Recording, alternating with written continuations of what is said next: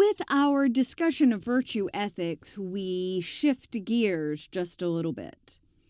The moral theories we've discussed up until now, cultural relativism, divine command theory, utilitarianism, Kantian morality, all offer us, for lack of a better word, a formula for how to find the right action, how we discover which action is the right action. Virtue ethics does something a little bit differently. Virtue ethics is more concerned with how we cultivate the right kind of character, how we become good people, more specifically, how we become virtuous people. While virtue ethics has continued into the 21st century, the most famous proponent of it is Aristotle. Aristotle, one of our ancient Greek philosophers, offered up a theory of virtue. He said that there are actually two kinds of virtues. He says virtues come in different forms. One is intellectual. Intellectual virtues we learn in the classroom, reading, writing, arithmetic. But moral virtues are acquired through practice. Moral virtues must be practiced in order to master them. Moral virtues are like learning to play the violin. Okay? I want you to imagine, can you read a book on how to play the violin.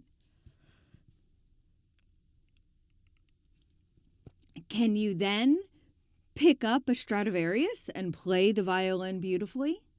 Absolutely not, right? You have to practice. You have to mess up.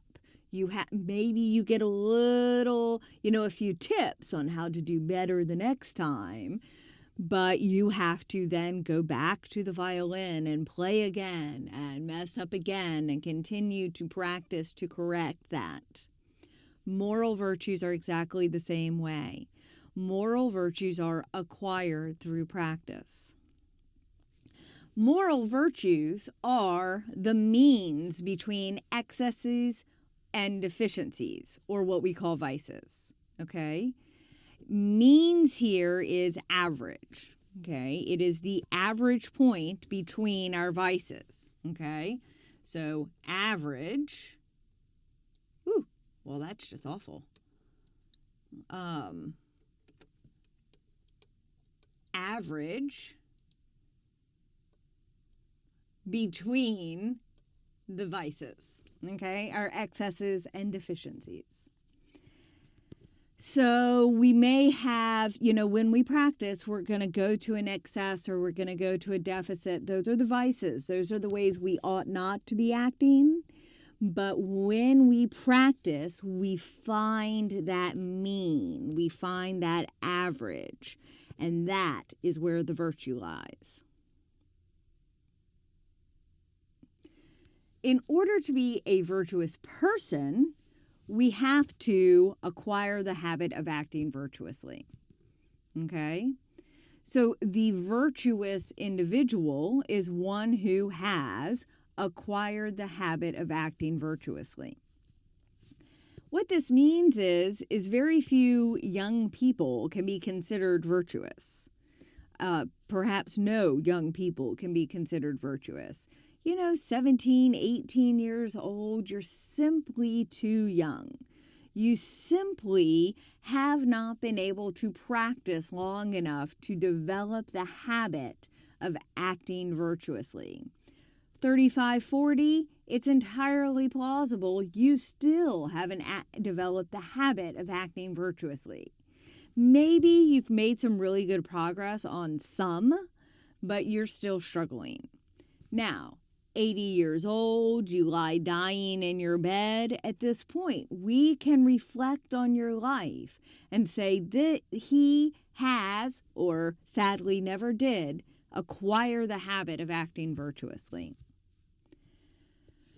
So you're only a good person Aristotle would say, once you've acquired that habit. But you want to. You want to acquire that habit because it's what we're supposed to do. As human beings, we have a function, and that is to be virtuous. Now, we have lots of functions. We have functions as students. We have functions as children. We have functions as parents. We have functions as friends. We have functions as cashiers and teachers. We have, functions depending on our job, depending on the role we're playing. We all have lots of functions, and those functions change depending on our circumstances. I have a function as a daughter, but not as a son, obviously. Somebody else might have a function as a parent where another person who has no children does not have that function. But what all human beings have in common is a function to be virtuous. Okay? The function of human beings. As human beings, we ought to be pursuing the practice of acting virtuously. We ought to be attempting to acquire the habit of acting virtuously. And when we do that, we flourish and obtain happiness. Now, happiness is not pleasure here. Happiness is what he would call eudaimonia. Okay, this word's in your book. Eudaimonia. This is more of a contentment. This is more, that is a you. Eudaimonia.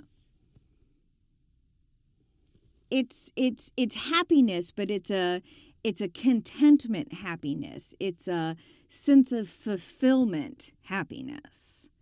When we obtain the habit of acting virtuously, when we can be considered virtuous, we flourish as individuals and we obtain this sense of fulfillment that Aristotle calls eudaimonia.